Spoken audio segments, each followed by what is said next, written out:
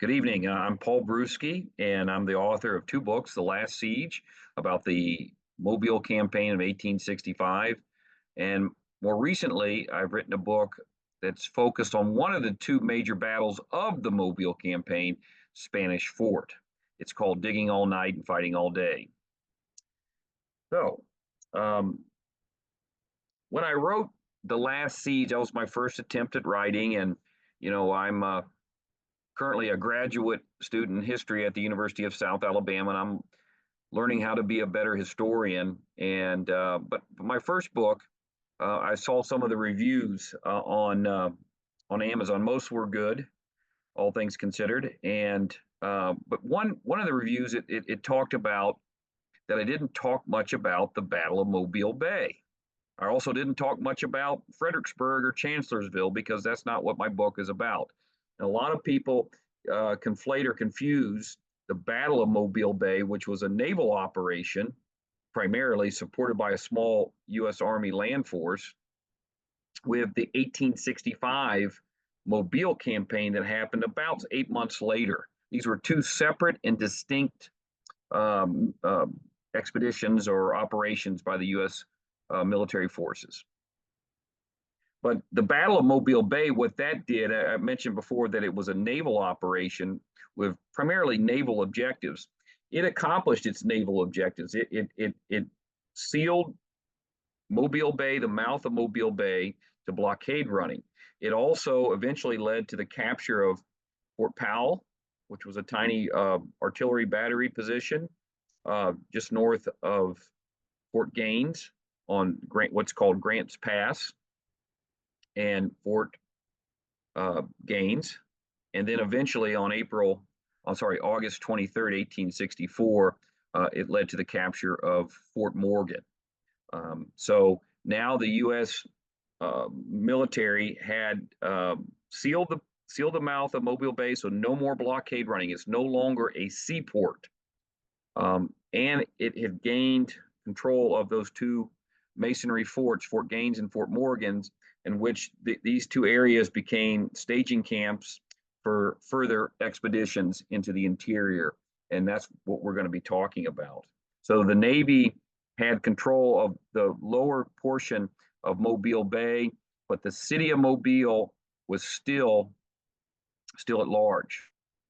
Now, people often, in some of the books that have been written, there hasn't been a whole lot written, but the books that have been written have kind of diminished Mobile's importance. And it's true, after the Battle of Mobile Bay, with it no longer being a blockade running seaport, its value had diminished. However, and that's one of my key points, Mobile was still in 1865, in January of 1865, when General Grant issued the orders to take Mobile. It was not a foregone conclusion the war was over with. And it was still an important place for the Confederates to defend and the Union to attack. And the reason is somewhat illustrated by this period map. And you'll see the Mobile and Ohio rail line, which is on the west, just north of the city of Mobile. And then you can't hardly see it here, but you also have the Mobile and Great Northern line that ran through Pollard up to Montgomery into parts of Georgia. So the Mobile, Ohio, and the Mobile and Great Northern, even though they've been subject to Union cavalry attacks, they were repaired within a week. So it was a temporary setback. These are still functioning rail lines. The Mobile in Ohio was a chief supply line for Hood's invasion of Tennessee, the Nashville and Franklin battles. He was able to fall back to the vicinity of Tupelo in part because of the Mobile and Ohio rail line. When they sent the Army of Tennessee in early 1865, they sent 25 brigades to North Carolina, and they largely used the Mobile and Ohio rail line to transfer these troops. They dropped off 5 brigades, including French's division, and left them in the vicinity of Mobile. And most of the Army of Tennessee's artillery batteries were left to defend Mobile. this is what Mobile's importance was in 1865. It was a logistical center, and even though it was no longer a uh, a seaport, it was a river port. It had access into the interior through the Tom Bigby and Alabama rivers that terminated in Mobile Bay. So these are still providing uh, communication into the interior. Now, having said that, it's important to point out that Mobile was not the ultimate objective. The Selma to Montgomery, um, I call it the Selma to Montgomery corridor. Some people just say the area around Selma and Montgomery was very important to the Confederacy at this point. You have an military industrial complex at Selma that's producing naval ordnance and ammunition and weaponry for the Confederacy. So if you want to continue to fight, you want to continue to struggle, you got to have weapons, you got to have ammunition, and Selma is still producing this at this point. So that's the main one. And then the food stores that are in the Black Belt in the vicinity of Montgomery. So that Montgomery to Selma corridor is valuable to the Confederacy. But you can't march troops from Vicksburg there. Is too swampy to get to those points. Mobile is seen as an ideal place to set up a staging camp to springboard into the interior with his access to the rail and river system when Grant ordered the expedition in mid-January 1865. So that's what Mobile's importance was. And, having said that, Barrancas and near Pensacola had already been under Union control for quite some time. You could argue that they could have marched troops straight from Barrancas to Montgomery, but now you have a very long line of communication, and you have over 9,000 Confederates that are stationed around Mobile Bay that could have harassed your supply lines and your line of communication. So that gives you an idea why Mobile was still important. Its value was as a logistical center. And if you're going to attack and then hopefully ultimately occupy Selma and Montgomery, you need to be able to supply your troops there efficiently, and you can do so with the river system and the rail lines. But don't take my word for it. This is what Sherman had to say about it. If you look at these dispatches, these are going on while they're besieging, while the Army is besieging Fort Morgan. And Sherman, who had been stationed at Fort Morgan before the war, was very familiar with the Mobile Bay area, and he was sending dispatches while he's trying to get to Atlanta. He is sending, if you look at those dates, he's sending dispatches to General Canby, who was in charge of the Union forces in the headquartered out of New Orleans, and he was sending him advice, and what you see there, it says the Mobile and Ohio road broken, Mobile would be untenable to the rebels. So that shows you why those rails were still important. And this is, again, a little bit earlier. This is August 1864. And then he talks about in the next dispatch to Henry Halleck, he wrote 3 days later, he talks about the Confederate supplies that come through the Alabama River between Selma and Montgomery. So that illustrates the point why Alabama was still important. And they're feeding and arming troops in the Eastern Theater as well. So Mobile was, and that's my argument, Mobile was still an important place to defend. Even though some of its value has been diminished, it was still an important place to defend, and it was an important place to attack.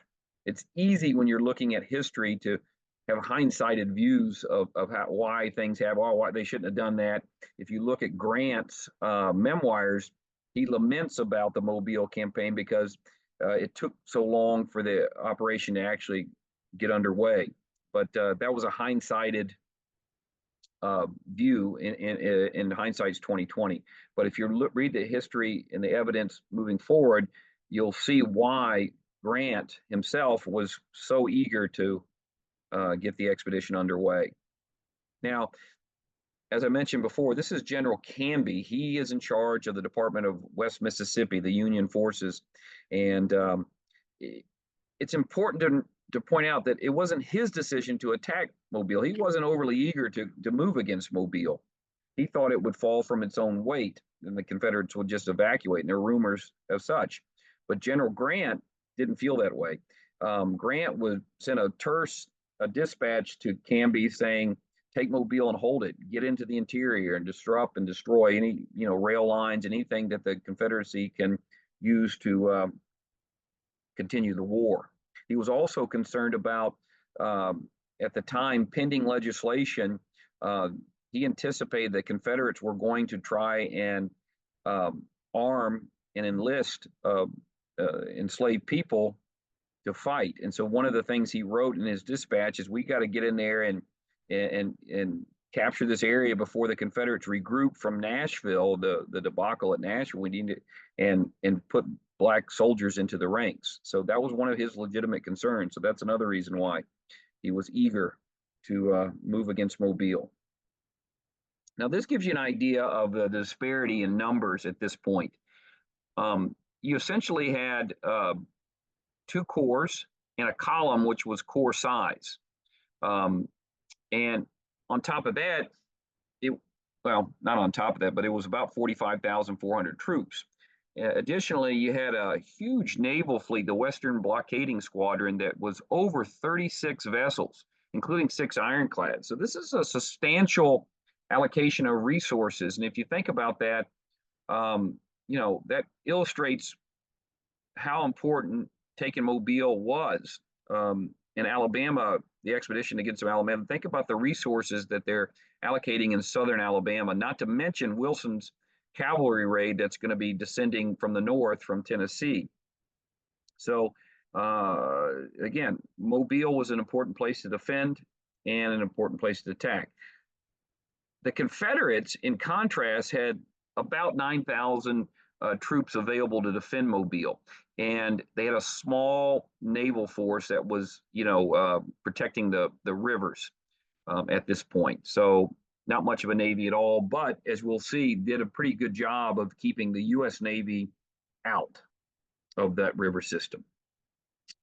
All right, and part of the strategy here is Richard Taylor took some of the more battered regiments and outfits of the Army of Tennessee and sent them to Mobile because he knew that they would be defending the city behind strong earthen fortifications, and they wouldn't be out in the field moving around. So he thought that they were better suited for that type of duty. But he wanted a small but adequate force, what he thought was adequate, about 10,000 troops. It was actually less than 10,000 troops. He figured that small army could hold Canby's much larger force and thus prevent them from reinforcing their comrades in the east. Now, after the fall of Vicksburg, Joseph Johnston came to Mobile and toured the defenses because everybody anticipated the next move would be against Mobile in 1863. That didn't happen for a variety of reasons, but Johnston came down and he toured the defenses, and he said this is the best fortified place in the Confederacy. Might be a little bit guilty of exaggeration, but he would more than likely trying to instill confidence in the Confederate people that Mobile would hold. Mobile had the benefit of 4 years to prepare their defenses. It was unscathed throughout the war, so they were building up their defenses. The western shore around Mobile was strongly fortified, so much so that that influenced Canby's decision not to attack it from Pascagoula, from Mississippi. They determined that the path of least resistance would be attacking the eastern shore, Baldwin County. And when the Union attacked Fort Morgan and Fort Morgan was being besieged, you'll see Fort Morgan at the bottom of the map there on the eastern peninsula. When they attacked that position, they realized that the Baldwin County defenses were vulnerable, and they started working on 2 forts that we'll talk about. Spanish Fort and Fort Blakely. Now, if you look here, and this is, you know, I'm going to kind of focus more on Spanish Fort because that's what the book I just wrote is about. You see the red arrows pointing to Spanish Fort. Now, the purpose of Spanish Fort, that's what we're going to discuss. Now, first off, Spanish Fort was built around a redoubt that was from the Revolutionary War period. And the Confederates came in and didn't change it, just improved it and strengthened it. And then they put 4 more redoubts surrounding the old Spanish fort, which is also known as the Water Battery or Redoubt Number 1. So that's what it was. It was Samuel Lockett here, who was a native of Marion, Alabama, came down and he had designed the defenses of Vicksburg. Richard Taylor sent him to help with the engineering of the fortifications at Blakely and Spanish Fort. He was the first engineering professor of what later became LSU, worked under General Sherman, who thought very highly of Lockett. In fact, recommended Lockett for engineering role in Egypt after the war. So he comes down and along with a whole host of other engineers, he's overseeing the construction and engineering of Spanish Fort and Fort Blakely. Oh, by the way, Lockett helped design the base of the Statue of Liberty after the war. Just a little connection there. All right, so let me get back to we'll talk a little bit more why they decided to build Spanish Fort in Fort Blakely in a moment, but let's start off with this expedition. So on March 17th, 1865, this is going to be St. Patty's Day, 2 months after Grant had issued the orders to attack, Canby finally got the expedition underway. He had multiple transportation delays, an unusually rainy, inclement weather he had to deal with that was causing transportation delays. He had ships run aground. He was having a hard time finding enough vessels to transport the troops from New Orleans and to Mobile. So it was a very tough process getting his troops there. And you know, as you guys probably know, Grant was very impatient with a lot of generals, and he was especially impatient with Canby's what he perceived was slowness. But there were reasons why it took him a while to get the show on the road, so to speak. So the 13th Corps is going to march out of Fort Morgan. They are camping around Navy Cove, and so General Gordon Granger is going to march those troops out. And he's going to be going along this. It's a rough march going along the sand dunes, and then once he gets further into the interior, he's starting to have to deal with the swamps. Didn't really have much resistance from Confederates at this point, but the environmental challenges were immense, and he had a very tough time. They had to corridor the roads where they would fall pine trees and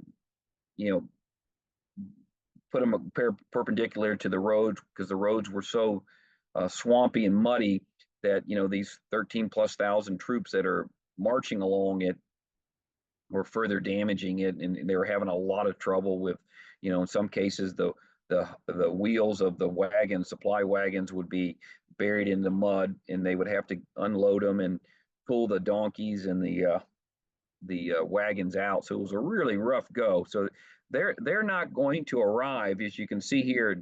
The predetermined rendezvous point is a place called Danley's Mill. They're not going to arrive there until March. The first advanced columns doesn't arrive there until March 23rd. This is not that far of a distance, so it took several days to get there, even though it shouldn't have. But because of the logistical issues that were weather related with the roads and that sort of thing, it took them a long time. It was a rough deal. Meanwhile, this guy, A.J. Smith, one of the more sung or underrated generals, but highly successful general, he's commanding the so-called 16th Corps, or the guerrillas as they're often referred to. These guys have a nice leisurely boat ride. They stop off, pick up one of their divisions that were camped with the 13th Corps, and they get a nice boat ride across Mobile Bay into Weeks Bay, and they go up the Fish River in gunboats, and they set up a camp near Danley's Mill. This is the southern part of present day Fairhope, Alabama. Some of you guys who are familiar with the area. Meanwhile, a brigade of the 16th Corps is launching a feint movement in Mobile County on the western shore to try and fool the Confederates into thinking that the attack is going to come from the western shore, not the eastern shore. And so they march up and they create a lot of noise. They have a unskilled, untrained band that's accompanying them that they were instructed to continually play music to make the Confederate scouts think that a large force is marching on them, but they were such poorly trained musicians that they kept making the same musical errors on the tubas or whatever the instruments they were playing. And when they would play, the infantry would laugh after these guys were making their musical mistakes, and that more than likely tipped off the Confederate scouts that, hey, this is not a legitimate movement. This is a feint. And even though there was some skirmishing with the scouts and Randall E. Gibson's Louisiana Brigade did march down to meet them, but I realized it was a feint movement and a distraction from the actual movement that was taking place in Baldwin County.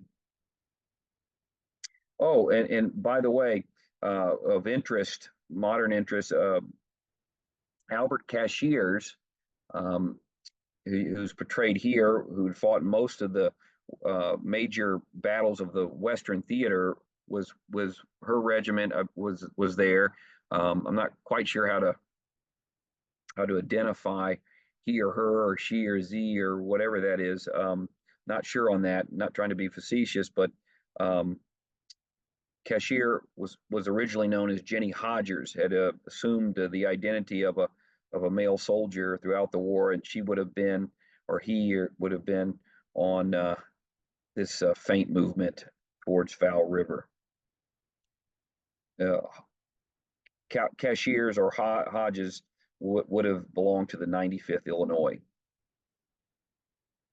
Okay, so the 13th Corps and the 16th Corps rendezvous at Danley's Mill. They stay in camp for a day, bad weather, and then they split up to two columns, and they march north up the eastern shore. Bertram's division is going to march through Alabama City, which is modern day Fairhope, Alabama. Meanwhile, the 16th and 13th Corps are marching towards Deer Park. On the 26th, they camp at Deer Park. This had been a pre-war. Someone had tried to set it up as a park with, I guess, white-tailed deer, and it just never quite took. So the fencing was still there, but it was, by all accounts, a very beautiful area, and it's now an experimental agricultural field for Auburn University. This location in Baldwin County. From there, on March 26th, they split up into three self-supporting or mutually supporting columns, and they're going to advance north, heading towards Spanish Fort. The battle erupts at a place called Doleave Creek. For those of you familiar with the Gulf Coast, that is I-10. The Battle of Spanish Fort erupted on March 26th at essentially I-10. Going through Alabama once you cross over Mobile Bay. They meet there. The Confederates thought that the columns they were facing were smaller than what they were, and they knew they had multiple columns. So the idea was they were going to attack Granger's forces first before the 16th Corps arrived. But the 16th Corps was moving very rapidly and threatened to flank their position. So they had no choice but to fall back into the two forts that we had mentioned, Fort Blakely and Spanish Fort. Now, Spanish Fort was described as a fish hook that was bent open on the northern end. As I mentioned before, it had 5 batteries. and it initially was garrisoned by Gibson's Louisiana Brigade. Um, all veterans of the Army of Tennessee, and you also had Brian Morial Thomas's Alabama regiments, the Cradle to Grave regiments, mostly young boys under the conscription age and men over the age of 45 that are manning these positions. So that's initially what happened there, and you also had some well-known artillery batteries from the Army of Tennessee, including the 5th Company of the Washington Artillery. All right. So getting back to the purpose of these Eastern Shore fortifications, Beauregard, who oversaw the Department of the West before all this, was against garrisoning any point of the Eastern Shore. He thought that there was a couple marsh batteries I'm about to talk about. He thought they should be made stronger and self-sufficient, and thought it was a mistake to garrison the Eastern Shore. In hindsight, his advice was probably correct. That General Maury, who was in charge of Mobile, conceded later on. But if you see here with these red arrows, this is the Union's objective. They want to gain access to the Blakely River and then descend down the Tensas River, effectively flanking the city of Mobile. That's what they're trying to do. Okay. All right. To stop them, early in the war, they put 2 artillery batteries on the Blakely, at the conjunction of the Blakely and Appalachian River. This is a period map. It's a little inaccurate. That's not the Blakely River. That's the Appalachian River. And to the east, that's the Blakely River. And they converge into the Blakely River. So this is Battery Hugie. They had 10 rows of pilings along the Blakely River and 7 rows of pilings along the Appalachian River, and large cannons guarding these river systems there. Not to mention a lot of torpedoes. Now, General Maury, who was in charge of the Confederate defenses of Mobile, feared that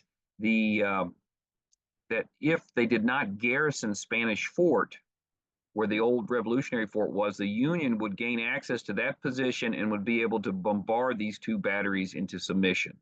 So he decides to defend and garrison what used to be known as the Revolutionary Spanish Fort. The Confederates go in there and they put up fortifications to defend these 2 positions. So that's what they're doing. They are trying to support and defend these 2 batteries that are going to help keep the U.S. Navy out of the Mobile Delta. As you can see here, this is a little vantage point. This is Spanish Fort.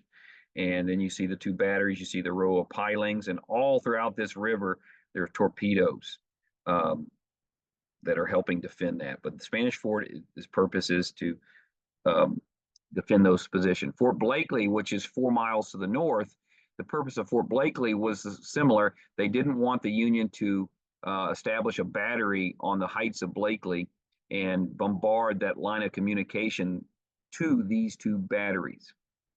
Okay, so that's the purpose of Spanish Fort and Fort Blakely. Now, this is a period drawing. It was drawn about a year after the siege was over. C.C. Andrews, who wrote the book, The History of the Campaign of Mobile, came to Mobile a year after the war, and he brought with him a sketch artist. And this would have been redoubt number 2, or as it was named shortly before the siege, Fort McDermott, named after Edward McDermott, a Confederate naval officer who had been killed in the weeks before the siege of Spanish Fort. So this was what it would have looked like. They would have clear cut 300 yards of pine timber to have a clear field of fire. And this is about a year later, so that you starting to see some growth. But this is what it would have looked like. I believe this would have been from the rear of Fort McDermott. Today, Spanish Fort, the battlefield, is a part of the Spanish Fort Estates neighborhood. So it looks completely different with all the housing and everything else. But interesting enough, if you know where to look and you know the right property owners, most of the key positions and all the batteries are still discernible today. These earthen fortifications are still there. All right. Now, part of the reason why Mobile put up a 2-week struggle, and I guess one of the points of interest in the defense of Mobile was the effectiveness of their torpedoes. Now, Mobile made their most effective torpedoes were made out of beer kegs, and they would put, you know, black powder in it, and they had sensitive primers, as you can see on the drawing there. And if a boat floated over it, they would explode. This is the remnant of an actual Mobile Bay torpedo that was somehow salvaged out of Mobile Bay, and it was donated to the Atlanta History Center. Unfortunately, it belongs, I would argue, in Mobile's History Museum of Mobile, but somehow someone got it to Atlanta. But if you wanted to see what one of them looked like, they're there. Now, on March 28th, the U.S. Navy is inching its way towards Spanish Fort to try and get in the rear of the fort, as they did at Vicksburg.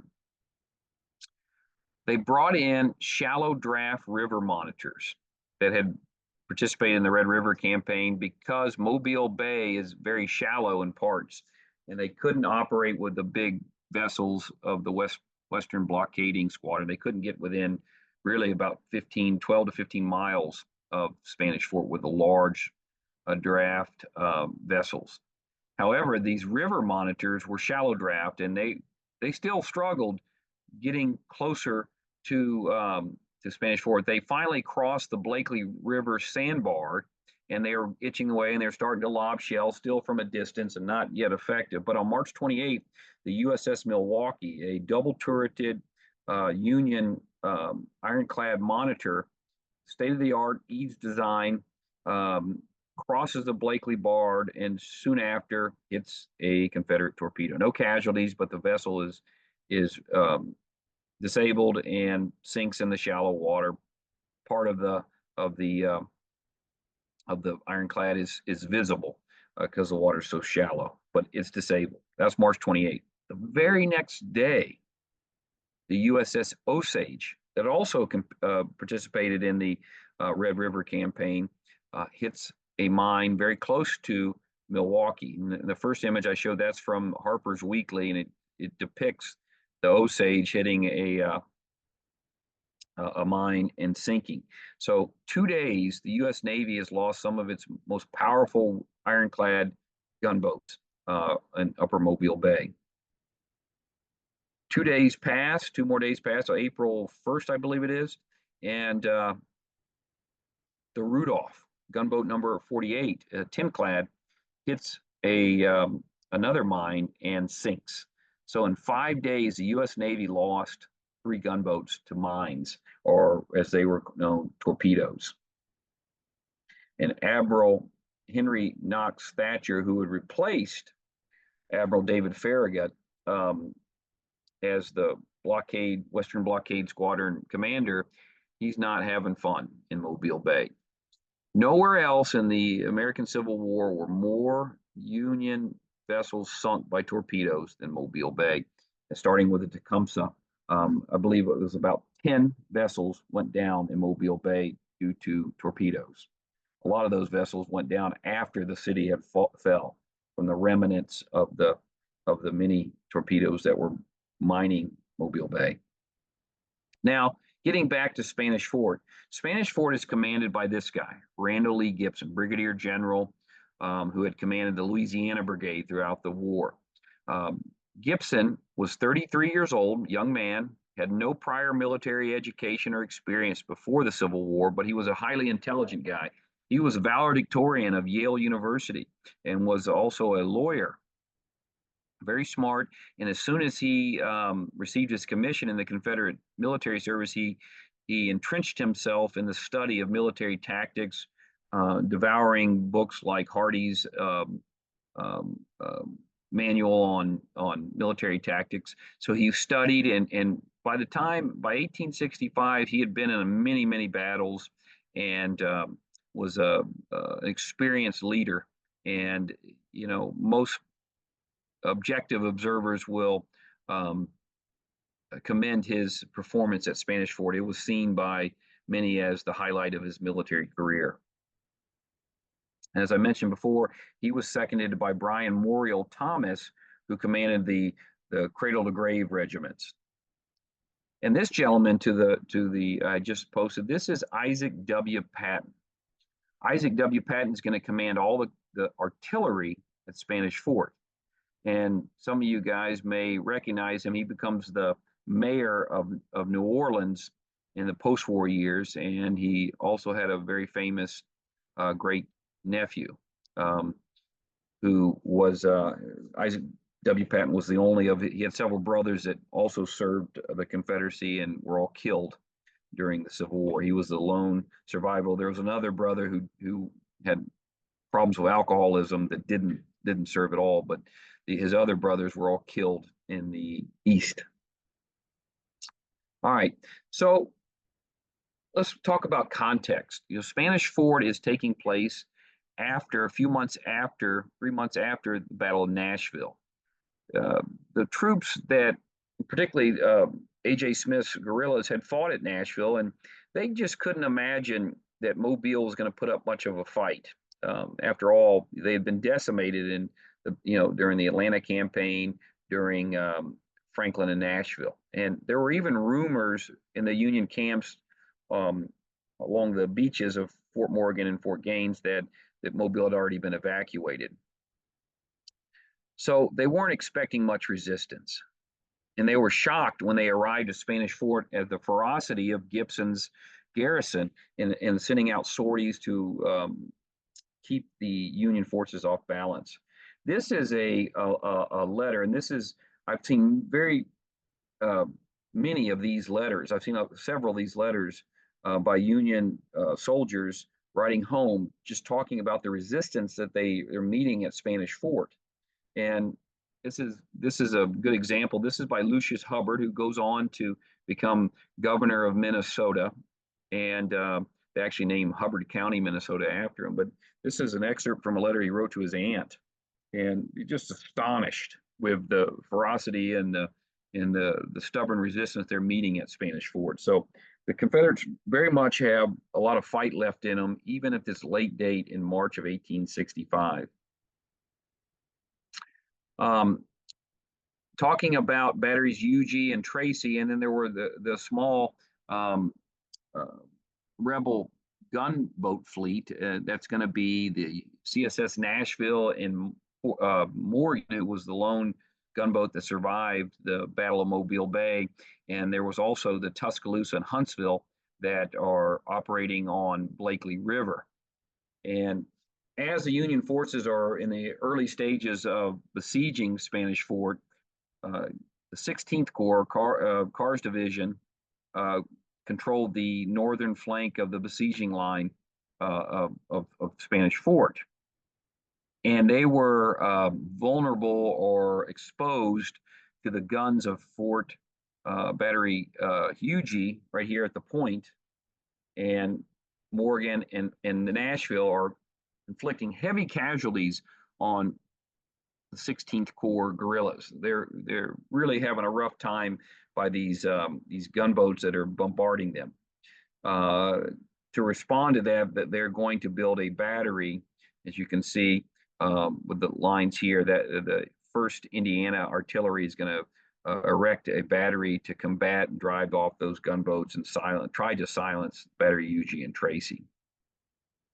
And this gives you a little bit more images. That's Huger and Tracy, and this is the battery I was just discussing. This is me standing at this, what's known today as the Hoosier Battery, because it was manned by Indianians. You can see me, I'm at Minette Bay, and in the distance is batteries Huger and Tracy in the Mobile Delta. Now, after about a week of the siege, General Maury, who commanded the forces overall at Mobile, is concerned about the Thomas's brigade, that these young boys are being subjected to such harsh battle conditions. So he transfers down Julius Andrews, who's commanding Ector's brigade, from that would have been a part of French's division, and James T. Holtzclaw's Alabamians. These are all both veteran regiments of the Army of Tennessee. They had been up at Fort Blakely, which at this point had not been under siege. So they send these guys down to relieve the Boy Brigade. Well, little did they know that Fort Blakely itself was going to be under siege just 2 days later when they come down on March 31st. And but these two veteran corps, not corps, regiments come down to Spanish Fort. And the Boy Brigade, Thomas's brigade, goes up to Blakely. Now, the firing at Spanish Fort was considerable. The Union erects up to 22 batteries against Spanish Fort. Meanwhile, in Mobile, a few miles away across the bay, every night they would go on the rooftops or look out the windows on the second floor, third floor, and they could see the fireworks going off across the bay at Spanish Fort. And this is a quote by Mary Waring. She was a teenage girl who was observing this and recorded in her diary what was going on. And interesting of a note, I mentioned on both sides, Union and Confederate, these are by 1865, these men had seen many battles.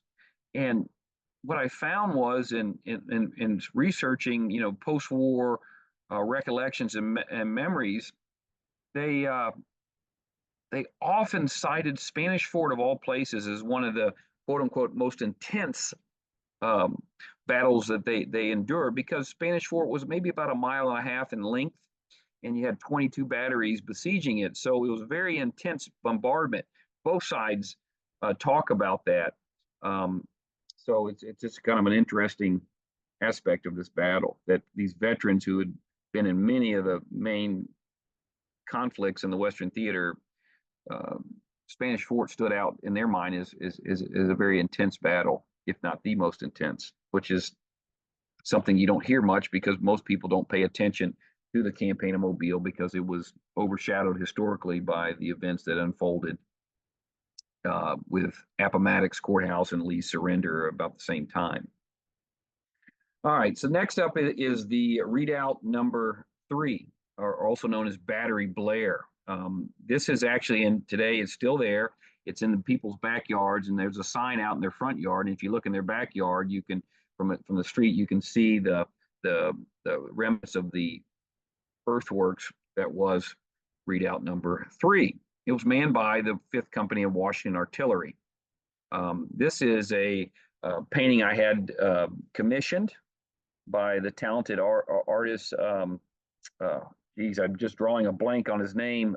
Rick Reeves in Central Florida. He did this for me, and this is the Lady Slocum cannon, which was a famous cannon that was used in the battle. Interesting, the Washington Artillery was a light artillery outfit, but they lost all their guns at Nashville, and they were refitted as heavy artillerists in the defense of Spanish Fort. So this is a depiction of the 5th Company of Washington Artillery manning the Lady Slocum cannon, which is quite a famous cannon, and it's now on display outside the Civil War Museum across the street from the World War II Museum in New Orleans. This is the cannon. In 1891 or 1890, a Blue-Gray Union was formed in the Mobile Bay area, and they went to the Spanish Fort battlefield. And the men you see around here is a collection of Union and Confederate veterans that formed this peace society. And as you can see there, they're standing with the Lady Slocum that was disabled during that bombardment on April 4th that Mary Waring was talking about, and it lost its I guess it would have been its right trunnion, as you can see pictured there, and they brought it to downtown Mobile as a peace monument. I have a whole presentation on this, but basically the two guys in the forefront of the photos, Thomas Pinckney Brewer and the gentleman standing next to him, one was a Union vet, one was a Confederate vet. They became good friends, but then they had a falling out and had a shotgun duel down at Navy Point, and the Confederate killed the Union veteran, and the Peace Society pretty much, I think, folded after that. And Meanwhile, the Washington artillery veterans really wanted that cannon that they manned at Spanish Fort. They wanted that as a memorial to their captain Slocum, who the cannon was named after. They wanted it back in New Orleans, and they put up a bid for it. And today, that cannon is these are the names: Dr. Seymour Bullock, Thomas Pinckney Brewer. Don't know who those guys are, but today that cannon is in New Orleans. But here it is pictured in Mobile, downtown Mobile, from 1891 to 1899. It was in downtown Mobile. And today it's outside of, as I mentioned before, outside of the Civil War Museum on Camp Street in New Orleans. All right, so while the siege is going on, the women of Mobile are preparing care packages and tobacco and food and cakes and all kinds of goodies to hopefully boost the morale of these hard-pressed Confederates at Spanish Fort and Fort Blakely.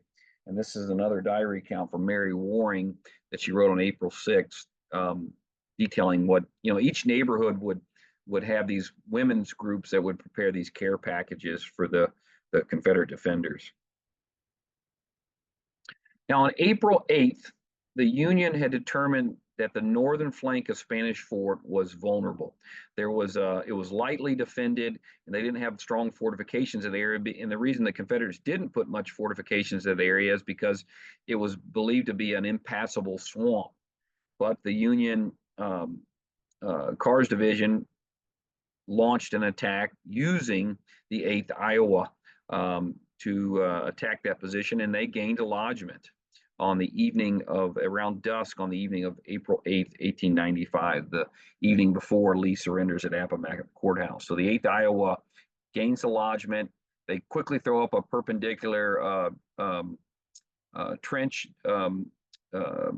from the Confederate position to the Union position, and there they hold that position because on the southern flank, the 13th Corps is continuing to bombard Spanish Fort. So they hold there, even though there was pressure from to push the attack. A.J. Smith says, "Just leave me alone. We'll take the fort in the morning."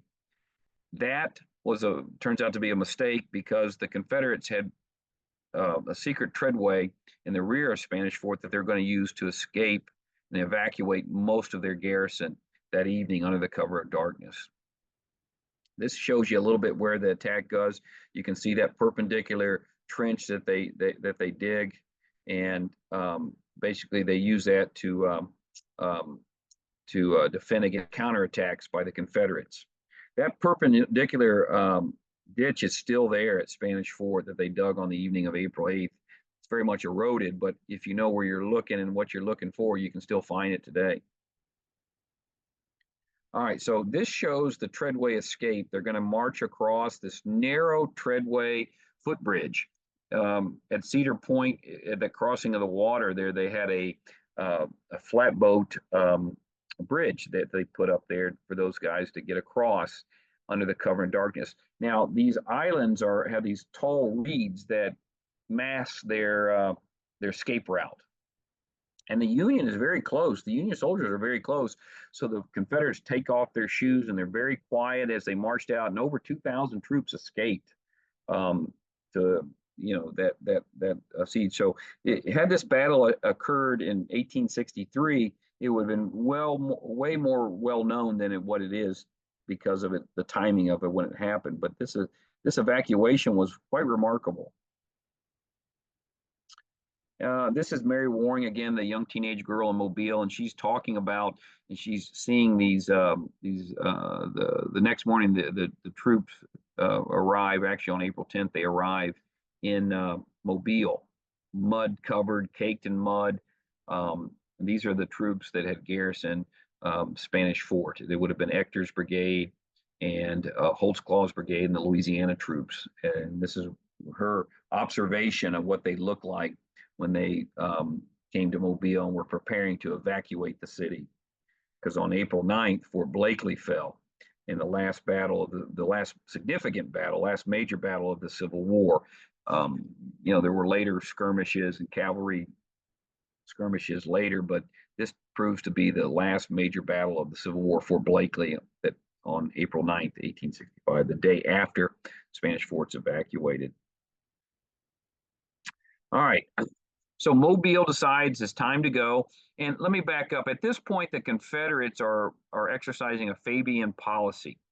So what they're trying to do is hold out as long as possible, but they're trying not to lose their garrison in doing so. They're going to hold out as long as they can, but trying not to risk the capture of the garrison. They don't want to lose their garrison um, and the city, but they're going to fight as long as they can. They're going to hold out. They thought that Nathan Bedford Forrest's cavalry was going to be able to come down and help lift the siege, but that didn't pan out for them because of James Wilson's raid to Selma occupied forces.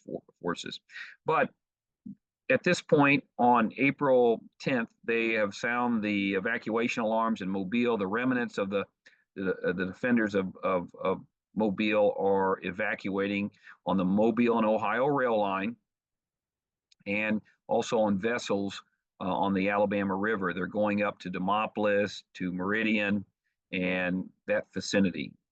That's where they're going to fall back. But to cover the retreat, Battery Huger and Tracy are still occupied by Isaac W. Patton's forces. And during the second part of the second week of the siege of Spanish Fort, they had held their fire because they were running low on ammunition. But after the fall of Blakely, they were ordered to open their guns on Union-occupied Spanish Fort, and they do that for 2 days and bombard the heck out of the Federals at Spanish Fort. And as I mentioned before, that famous relative Isaac W. Patton is none other than George Patton from World War II fame. And that picture right there, this is gives you an aerial view of what Battery Huger looks like today. So on April 12th, Mobile is evacuated. The Union troops end up just crossing the bay south of the I-10 Bayway and land at what would be present-day Brookley Field, was an old Air Force base, and then they march up the Bayshell Road to Mobile. Meanwhile, as I mentioned, the Confederates had fell back to the vicinity of Meridian, places like Cuba, Forrest's cavalry's in Gainesville, Alabama, and Demopolis. So they're all in that vicinity. Roughly 10,000 troops are there. I had a lot of desertions at this point, but Richard Taylor thought it was important to keep those guys intact so that they could get the best terms possible at the surrender table or the negotiating table. And they had a ceasefire armistice on April 29th in a place called Cushla, Alabama, just north of Mobile. The terms of that ceasefire were disavowed by Stanton in Washington. And then they had to meet again in Centinel, Alabama. And it was the only surrender of a major force that took place outdoors. Richard Taylor was offered by General Campbell the same terms that Grant offered General Lee at Appomattox Courthouse.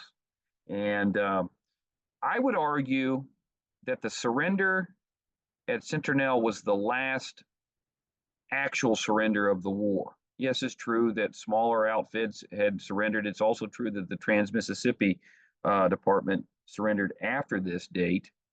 But the Trans-Mississippi had largely disbanded when that ceremony took place. And that meeting in New Orleans that surrendered the Department of the Trans-Mississippi was what I would argue was largely a formality to clear the books and officially end the war. I would say that I would argue that Centinel was the last actual surrender of an intact, significant Confederate force. Certainly the last major surrender east of the Mississippi River, but that took place in Centinel. There's a historical marker there. It took place under this big oak tree that you see here in the black and white image. That tree went down with a hurricane somewhere around the turn of the century. And they made gavels out of that tree. I've seen one of the gavels that's on display at a museum in near Mobile and Dolphin Island. All right, everybody wants to know how many people were killed at Spanish Fort. The Confederates reported, 97 deaths. I found that to be very close to accurate. Um, they had about 519 that were sent to Ship Island. But through the course of the siege, the reports vary, but it was somewhere between 540 to 600 Confederates were captured out of, on the final day of the siege, there was about 2,616 soldiers inside of Spanish Fort, of which about 519 were sent to Ship Island. That doesn't include the men that would have been wounded that were sent to hospitals, either in Mobile or sent over to New Orleans. Now, the Federals only reported 52 men killed. However, through my research and others, we've compiled and positively identified 129 Federals that were killed at Spanish Fort. Carr's division that we talked about, that 8th Iowa belonged to, that initiated the assault on April 8th, suffered the most. They had 30 men killed and 216 wounded. So in round numbers, nearly 230 men, this is a combined total of Union and Confederate, were either killed or mortally wounded as a result of their participation in the Mobile, the siege of Spanish Fort. All right, so that's the end of my presentation. If you're interested in learning more about the Mobile campaign, I have a couple social media places that you can go and learn more. They're all free. The Gulf Coast Civil War channel, a lot of the locations that I've mentioned in my book and on this presentation, there's some short videos that you can look at and see what those places look like today. The history of the Mobile campaign deals with the Civil War era topics related to Mobile, Alabama. Largely, Admiral Sims, he was from Mobile. We talk about him. We talk about the Battle of Mobile Bay. We talk about the 1865 campaign in Mobile. We talk about the Hunley that was built and designed in Mobile. And so those are some good websites if anybody is interested. And that is all I have.